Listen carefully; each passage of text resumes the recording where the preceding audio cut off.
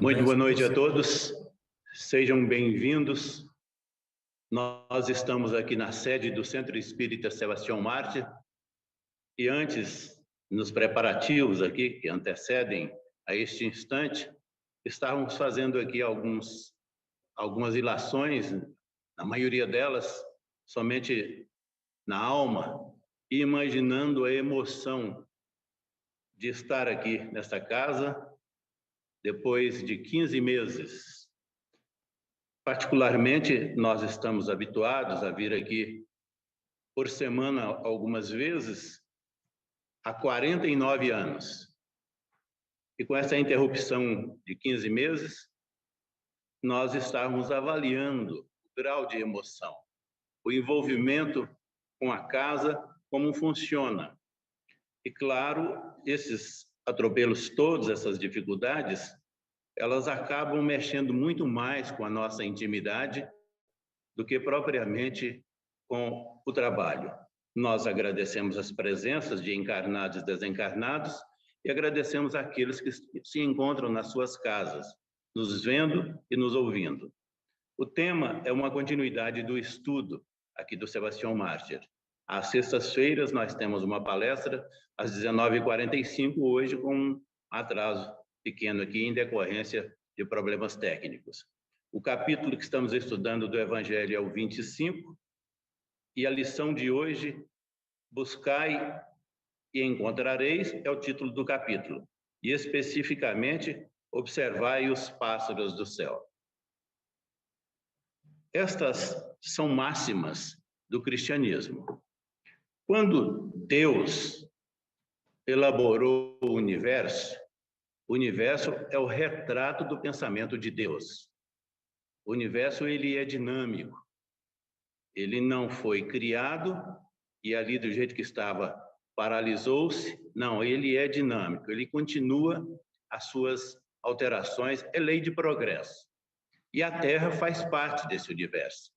E nós estamos especificamente hoje estudando os evangelhos. Eu estou colocando no plural, porque o Allan Kardec foi muito cuidadoso quando ele elaborou o Evangelho, e ele foi lá na Bíblia, no Novo Testamento, e trouxe de lá os Evangelhos de Mateus, Marcos, Lucas e João. Por isso que colocamos no plural. E o Evangelho, aí nós estamos no sentido geral, ele retrata a lição crística.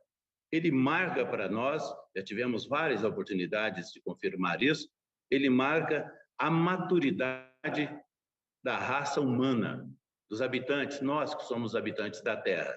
Isso é interessantíssimo, é um raciocínio que nós não podemos desligar dele, não. Porque todos os cuidados de Jesus, quando ele veio, para colocar no Evangelho as lições, os esclarecimentos, a estruturação que o ser humano estava necessitando. Então, voltando ao universo. O universo é o pensamento de Deus. É a materialização do pensamento de Deus. Todas as leis que valem para o universo, valem para a Terra. E todas as leis que valem para a Terra, valem para cada um de nós. E quando nós estamos imaginando uma obra de Deus, nós não temos condições nem de nos distanciarmos daquilo que é a perfeição de Deus. Então, se o universo é perfeito, e ele é dinâmico, a Terra também é perfeita, também é dinâmica. Quando estamos utilizando a palavra dinamismo aqui, nós estamos falando sobre uma das principais leis do universo, a lei do progresso. E quando a Terra é perfeita, toda a vida, toda a estruturação, tudo aquilo que nós estamos vivendo é perfeito.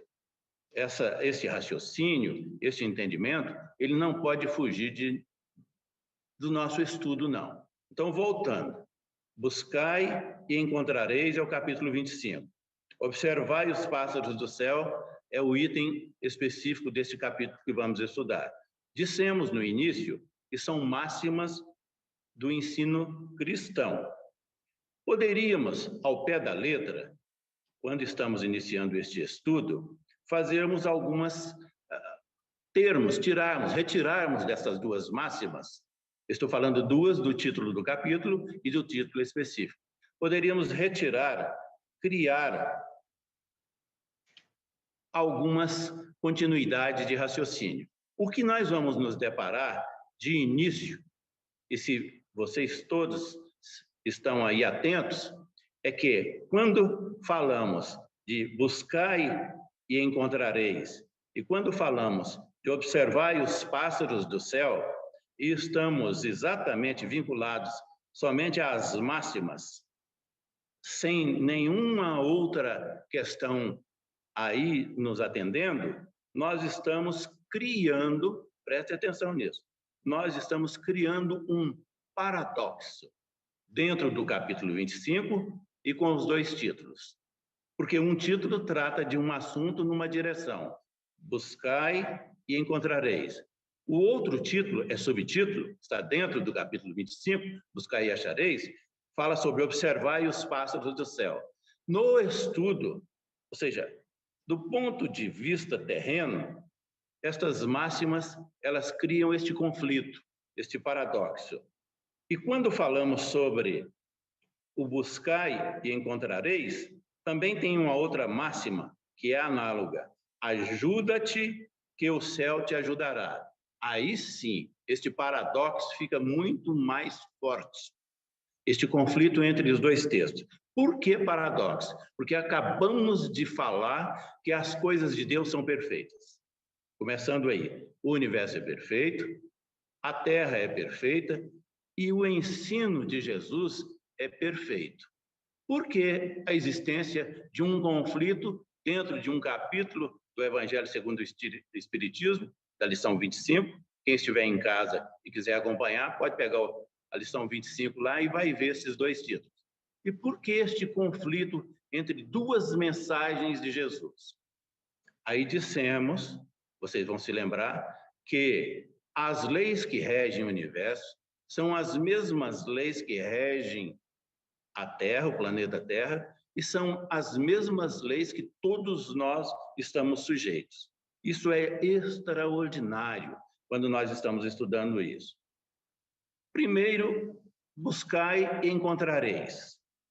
Quando nós estamos utilizando a expressão, o verbo buscar, nós estamos utilizando e ele vem do Evangelho. Ou seja, lá quando Mateus registrou isso, já ficou da mesma forma. Quando nós registramos esse verbo buscar, nós estamos, todo verbo ele fala de ação. Então nós estamos falando de uma ação. É a alma humana se manifestando na ação de buscar alguma coisa. Isso é maravilhoso, porque quando nós estamos buscando, nós estamos utilizando um princípio, que é o princípio da lei do trabalho. De novo, as leis de Deus são perfeitas. Então, a lei do trabalho é uma lei que é de Deus, mas Jesus traz para nós, nas suas lições do Evangelho, e quando nós falamos sobre princípio, nós não estamos dizendo que é uma fonte, não. A fonte aí é outra. A fonte é Deus. Nós estamos falando de algo que sustenta o buscai e encontrareis numa atividade da alma humana. E, automaticamente, estamos ligando essa atividade da alma humana, do buscar, nós estamos vinculando, dissemos alguns momentos, a lei do trabalho, nós estamos vinculando automaticamente a uma outra lei de sustentação do buscai e encontrareis, que é o progresso. Quando falamos de progresso, já registramos hoje por várias vezes do dinamismo que envolve o planeta e do dinamismo que envolve o universo e do dinamismo que envolve a cada um de nós. E, olha, então nós estamos na primeira máxima, buscai e encontrareis, dizendo que dois princípios, o do trabalho e o princípio do progresso, estão vinculados, porque a alma, quando ela busca, ela está em atividade. Mas dissemos também que dentro do mesmo capítulo, e aí especificamente o observai os pássaros do céu, nós, se formos da forma, do ponto de vista terreno, apenas, nós vamos verificar um conflito. Por quê? buscai, observai os pássaros do céu. Está mais ou menos dizendo assim, que a alma humana, isso é o aspecto, é o ponto de vista mais próximo, mais terreno, que a alma humana não precisa, não necessita buscar nada, fazer nenhum esforço, porque Deus provê. A continuidade disso aqui é para dizer assim, os pássaros que estão voando no céu, eles não têm preocupação nenhuma. Eles não estão preocupados com o trabalho, eles não estão preocupados com o progresso, no entanto, eles vivem bem. Olha o paradoxo que nós criamos. No primeiro momento, na primeira máxima, nós estamos dizendo, tem que buscar. E quando buscamos, nós estamos colocando a alma humana em atividade. Na labuta diária, isso é o labor humano, é o trabalho. A ociosidade é um dos empecilhos maiores que a alma humana enfrenta. De vez em quando nós encontramos amigos, irmãos nossos, falando que, eu vou utilizar uma expressão bem simples aqui, maldizendo o trabalho, dizendo que, na verdade, nós não poderíamos ter essa dificuldade em trabalhar, não. Nós teríamos que ser exatamente igualzinho à ave, ou às aves que voam pelo céu. Porque a lei de Deus, que é perfeita, garante a sobrevivência, garante a nossa continuidade da existência. E aí está o paradoxo. Em uma máxima, estamos dizendo que temos que buscar a atividade. Em buscando, nós nos ligamos ao trabalho e nos ligamos ao progresso. Na outra máxima, no observai, nós estamos dizendo que não. E de forma estática, Deus, porque a lei é a mesma, é a única, Deus está cuidando de cada um de nós, assim como cuida dos pássaros. Tem uma pequena diferença aí que nós temos que relevar nesse raciocínio. Os pássaros, eles não possuem raciocínio. Eles são dependentes da lei de Deus quanto à sua vida, a essência de vida. Então, este conflito, ele fica mais ou menos patenteado neste sentido. A alma humana, não. Então, do ponto de vista terreno, nós estamos nos expressando de uma maneira conflituosa, o que não é verdadeiro. Estamos apenas raciocinando aqui. Por que não é verdadeiro? Por várias razões. Nós poderíamos aqui nos prolongarmos e achar um monte de tópicos para verificar isso, mas preferimos centralizar num raciocínio único. A alma humana, nós, estou falando alma humana para sairmos dessa ligação mais próxima. A alma humana possui uma trajetória.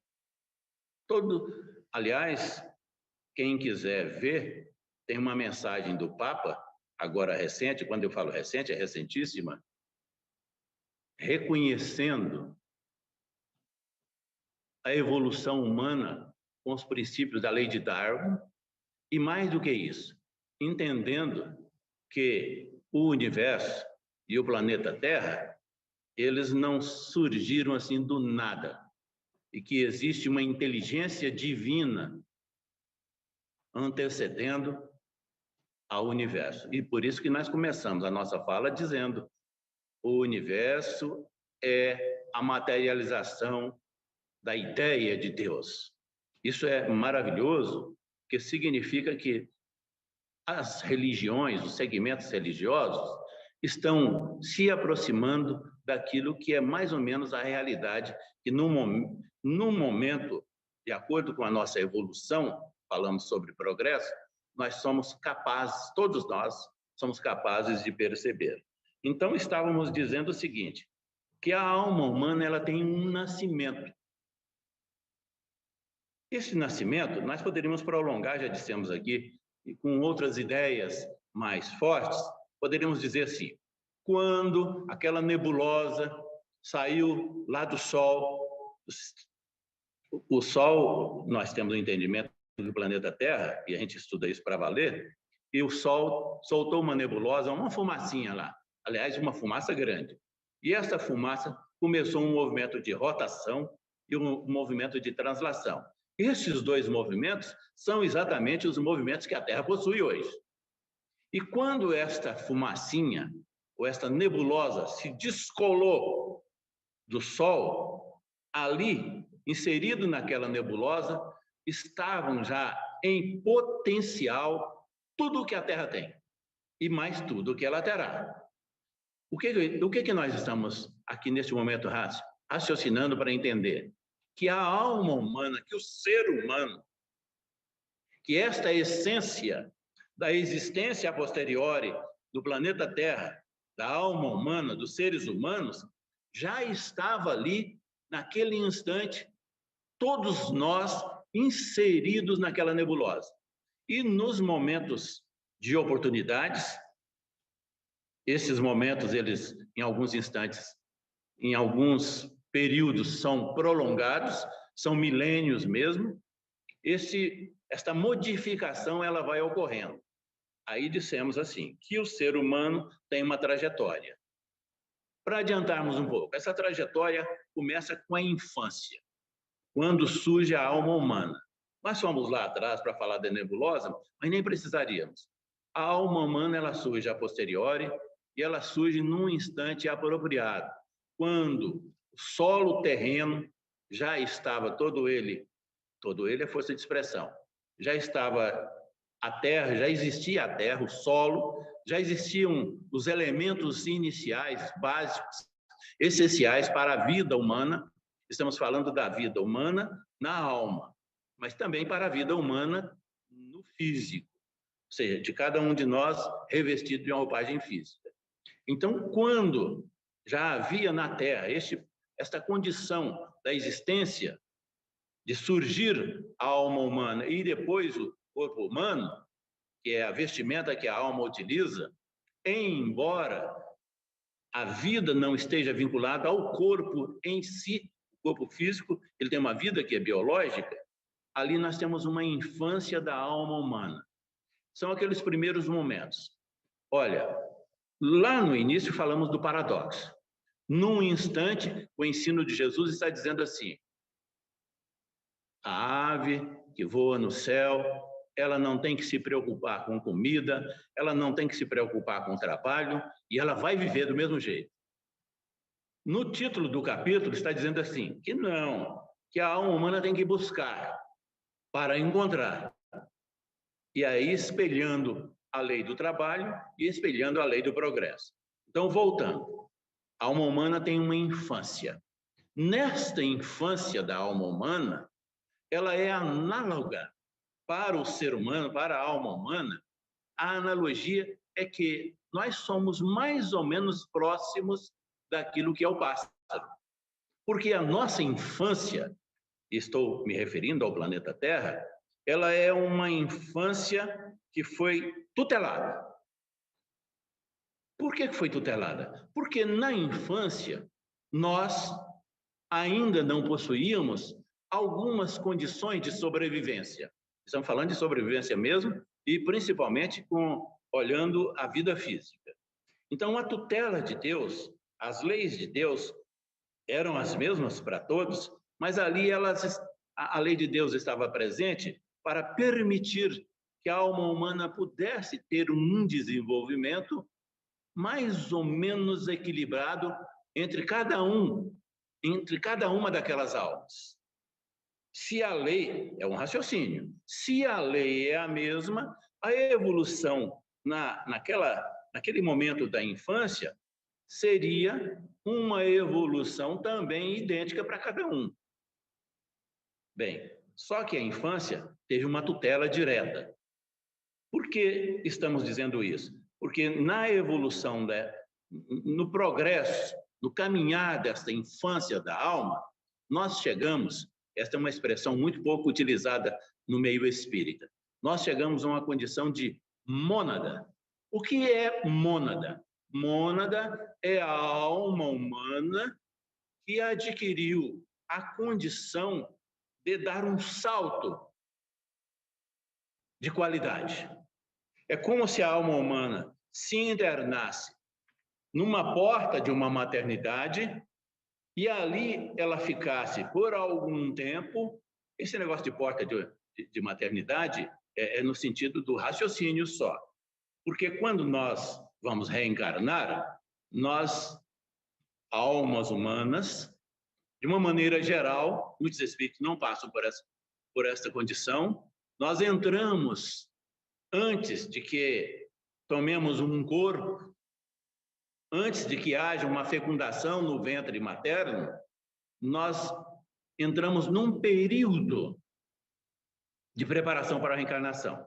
Não tem nada a ver com a nossa conversa, é apenas para dizer que a maternidade nossa começa aí, mesmo antes da fecundação. Pois bem, o mônada, ele se interna, é a alma humana que se interna num ambiente adequado, e ele transita nesse ambiente por um determinado período que nós não conhecemos, e lá na frente sai alma humana com aquisição de alguns atributos. Daí a tutela, quando falamos de tutela na infância da alma, nós estamos falando de pegar na mão mesmo. Mas aqui, o mônada, quando ele sai desta maternidade como alma humana, ele continua com a tutela de Deus, mas ele adquire alguns atributos. Um deles, o livre-arbítrio.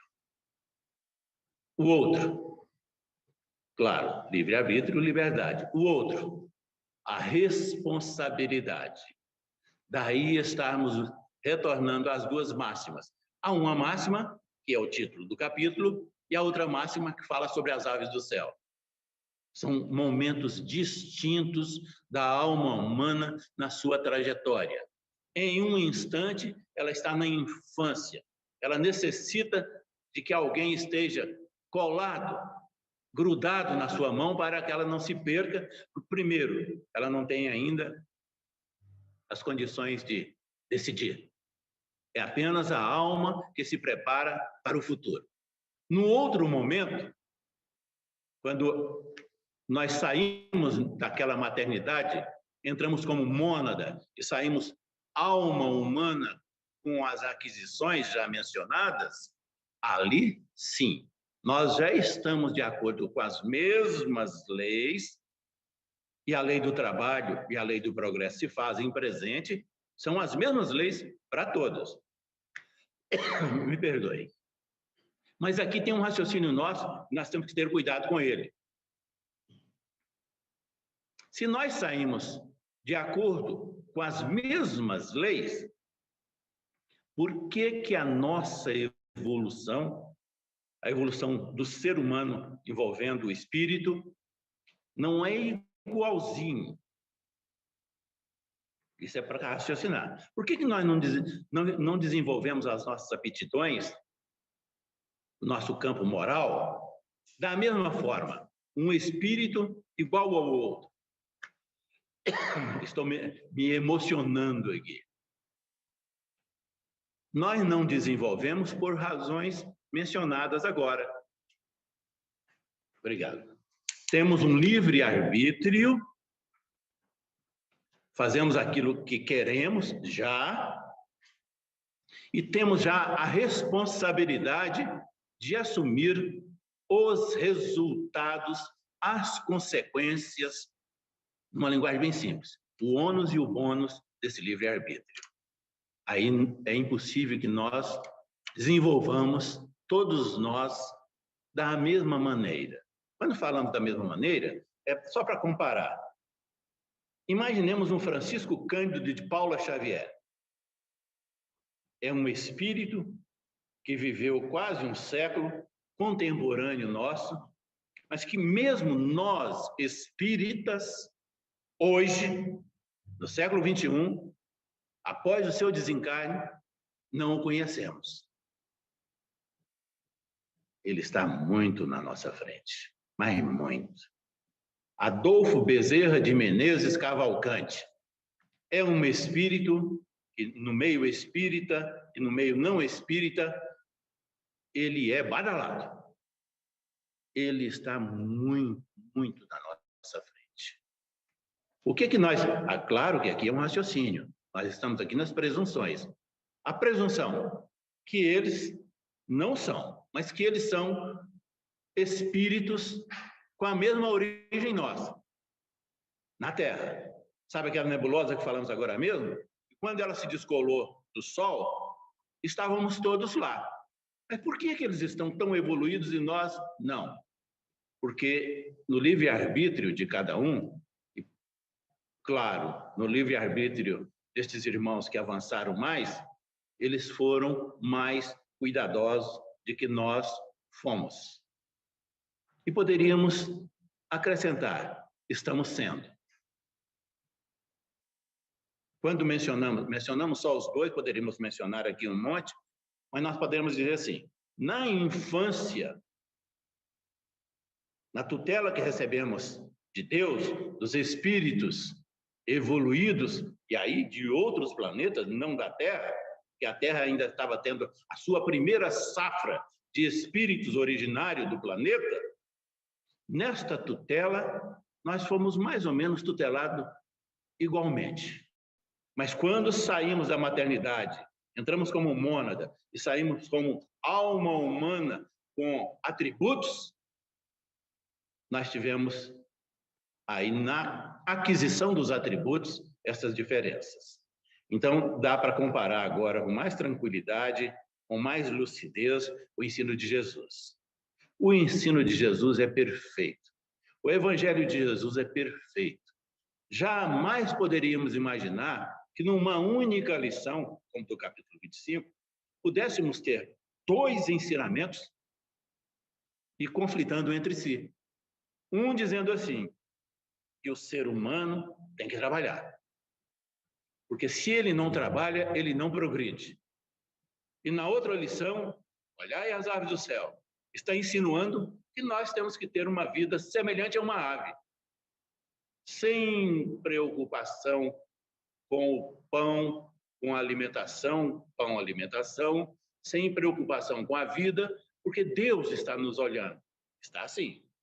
A tutela de Deus, as leis continuam as mesmas.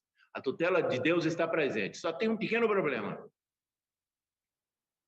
As aves do céu, elas não têm livre-arbítrio e não têm responsabilidade com as suas ações. Nós temos. Agora mesmo mencionamos aqui duas palavras. Esta responsabilidade nos conduz a uma expressão chamada bônus. Bônus daquilo que é correto, daquilo que é o progresso no bem, daquilo que é a prática do trabalho no bem. E temos o ônus. O ônus é exatamente aquilo que vai ser consequência dos nossos descuidos, dos nossos tropeços. Então, não há paradoxo, não há conflito na lição de Jesus. São momentos, porque o ser humano, nós temos uma trajetória, tivemos uma infância e depois adquirimos uma maturidade. A maturidade mais forte, aquela maturidade que nos permite assumirmos mesmo essa responsabilidade com mais intensidade, ela chega para nós, para a sociedade terrena, com Jesus. O advento de Jesus é exatamente a aquisição da maturidade da alma humana. Essas coisas não são difíceis de entendermos, não. Quando Jesus se preparava para... Eu estou dizendo se preparava, ele sempre esteve na Terra. Jesus, quando o planeta teve início lá naquela nebulosa, aliás, antes da nebulosa, Jesus já estava na Terra. Jesus já estava na nebulosa, ele acompanhou desde as frações de segundos iniciais. Então, quando falamos da vinda de Jesus, nós estamos nos referindo apenas à presença física que poderia e foi registrada pelas retinas daquelas pessoas que estiveram naquele momento da sua vida. Então, quando estava aproximando daquele momento, de que Jesus teria a sua imagem registrada pelas retinas das pessoas que estavam ali reencarnadas naquele instante, surgiu um moço chamado João. João o Batista. O João, ele era parente de Jesus, eles eram primos. E o João se postou às margens de um rio, do Rio Jordão, e ali começou a falar sobre a vinda do Messias. Não que nunca tivesse se falado sobre a vinda de alguém que pudesse liderar a sociedade terrena, não. Nós temos aí algumas profecias, temos um monte de coisa para estudar sobre isso. Mas, especificamente, nós estamos falando do início daquilo que chamamos de cristianismo. Então, o João se postou ali às margens do Jordão e começou a falar para a multidão, aqueles que passavam por ali, que prestavam atenção à sua fala. João o Batista. Ontem, alguns segmentos religiosos comemoram no planeta e especificamente no Brasil, o dia de São João. Então, o João o Batista, ele começou a dizer que estava chegando o Messias, que estava próximo da vinda desse Messias. Mas aqui tem algo interessantíssimo para nós. Ele começou a dizer assim: olha, esse Messias que está chegando aí, eu não sei o seu nome como será, eu não sei de que família ele virá, mas ele é perfeito conhecedor da alma humana. Ele conhece profundamente a alma humana. Ele conhece as mazelas, ele conhece os limites, mais do que isso, ele conhece a alma humana de forma nominal. Ele conhece a cada um de nós. Aí, voltando para a nossa lição. Ora, se Jesus, na fala do João, era já um perfeito conhecedor de todos nós, ele já sabia que lição que ele teria que trazer. Porque ele já sabia das nossas dificuldades, dos nossos limites, em recepcionar a sua mensagem, em compreender a sua mensagem e em ter as responsabilidades que a sua mensagem trazia para que nós, almas humanas, pudéssemos assumir outras condições. Por isso que chamamos de maturidade da alma humana, o período que os evangelhos de Mateus, de Marcos, de Lucas e de João, eles chegam para nós, que são os registros dos ensinos de Jesus. Então, Jesus, claro, inspirando o João, e o João foi preparado para isso, estava antecedendo aos seus primeiros passos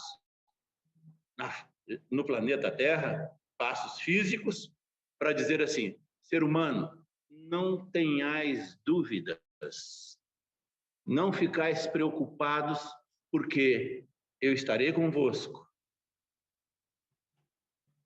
Embora existam requisitos que o ser humano ainda não domine, e nós estamos falando de 2000 anos depois, ainda não dominamos, como os requisitos do amor, do perdão, da compreensão, mas nunca serão seres abandonados. Em alguns momentos, nós estamos sendo equiparados mesmo, ainda hoje, às aves. Porque a irresponsabilidade, o descuido, ele se apresenta com tal intensidade que nós somos comparados a aves que não se preocupam com a vida, porque elas têm uma tutela direta. Nós também temos essa tutela. Mas após a nossa maturidade, após os ensinos de Jesus, nós adquirimos mais do que quando vencemos a etapa do mônada e saímos almas humanas, nós estamos mais do que nunca com estas lições sendo condicionados à utilização da nossa responsabilidade. Isso significa de termos nas nossas vidas a presença constante do amor, da compreensão, do perdão, para que correspondamos à lei do trabalho e, sobretudo, à lei do progresso, para que não fiquemos estáticos, para que respondamos pela nossa ação e pela aprendizagem. Muito obrigado a todos, muita paz.